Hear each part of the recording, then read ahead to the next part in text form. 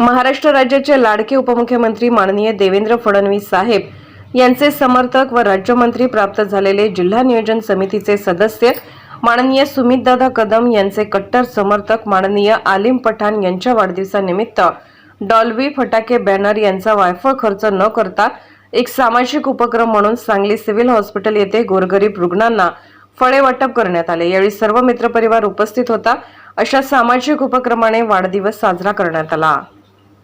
महाराष्ट्र राज्याचे लाडके उपमुख्यमंत्री माननीय देवेंद्र फडणवीस साहेब यांचे विश्वासू साथीदार माननीय सुमितदादा कदम, राज्यमंत्री दर्जा प्राप्त असलेले यांचे कट्टर समर्थक माननीय आलिमभाई पठाण यांच्या वाढदिवसानिमित्त आज सांगली सिव्हिल हॉस्पिटल येथे गोरगरीब रुग्णांना फळ वाटप करण्यात आली। त्याचा गोरगरीब रुग्णांनी लाभ घेतला।